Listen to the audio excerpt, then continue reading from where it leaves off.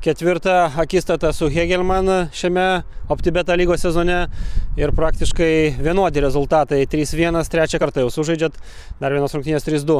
Ar buvo panašus šis mačas pagal scenarijų į prieš tai vykusius, ar vis dėlto tiesiog tai sutapimas, o kiekvienos rungtynės yra unikalios?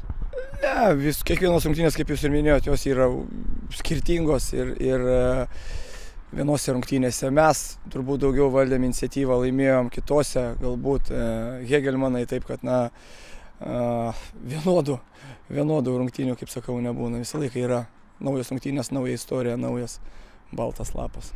Jo, ir turbūt šiuose rungtynėse buvo, sakykime taip, išskirtinė situacija ta, kad žaidėt net be 4 savo pagrindo žaidėjų, praktiškai vos ne pusę, trečdalį komandos teko improvizuoti, teko pakeisti.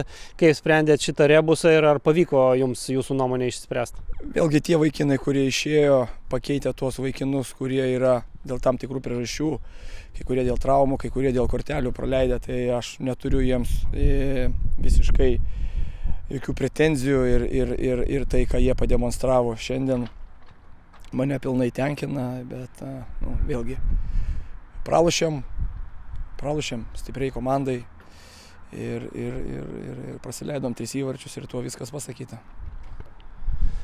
Treneri, kontroliavot statistiškai situaciją pirmajame kėlinyje, bet atsilikinėjot pagal rezultatą, svarbiausia statistikos eilutė. Kaip pakomentuotumėte tą pirmąjį kėlinį ir kaip tą situaciją, kai atstatėt pusiausvyrą, standartinė situacija, tarsi namų darbas? Jo, galbūt tai ta kamuolio kontrolė, neženkliai buvo mūsų pusėje, bet mums, sakykime taip, norėjom būti šiek tiek aštresni prie varžovų baudos aikštelės ir galbūt šitoj vietoj, kodėl mums nelabai sekėsi, tai mūsų išsidėstymas buvo ne toks, kokį mes planavom, kuomet ruošėme šitom rungtynėm. Tai šiek tiek pakoregavus, jo kaip ir minėjot, tik išėjom standartinė situacija, puikiai pakeltas Danieliaus kamuolys, Aleksėjus atsidūrė laiku ir vietoje, ten, kur turėjo būti.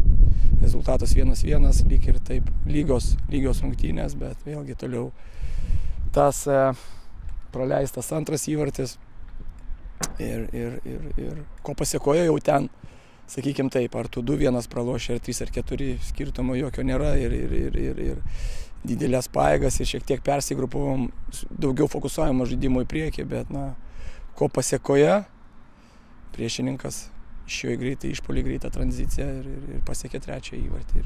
Antrasis įvartis buvo ar individuali Roko Lekiato, sakyt, ta klaida, pralaimėta dvikova su Maiklu Tiuiku ir jo rezultatyvus perdavimas, ar čia jau komandinė, sakykime, galbūt klaida? Vėlgi, galbūt tai yra dėmesys, sakykime, taip eina smūgis į vartus, atšokęs vartininkas atmuša kamuolį, reikia atšaukusi kamuolį. Besiginančiai komandai gynėjam reikia būti pirmiem negu puolėjai, mes to nepadarėm, prasileidom įvartį. Komanda žaidžia labai atsakingų rungtynių maratoną, prieš tai su Kauno Žalgiriu, su pratęsimu Kova taurėje, išgyvenimo praktiškai mūšis, kurį laimėjot. Šiandien su Hegelman vėlgi vadinom bronzinis mačas, aišku, galbūt dar visko gali būti, bet dabar komandos laukia ir LFF taurės finalas. Vėlgi, svarbiausias sezono mačas. Kaip išgyvenat šitą etapą ir ar užteks jums jėgų pasiruošti? Išgyvenam aukštai iškėlę galvą. Ruošiamės taip, kad atsipalaiduoti nėra kada, vien išgyvenimo rungtynės, vieni finalai aplinkui, taip, nuo to tik tai įdomiau.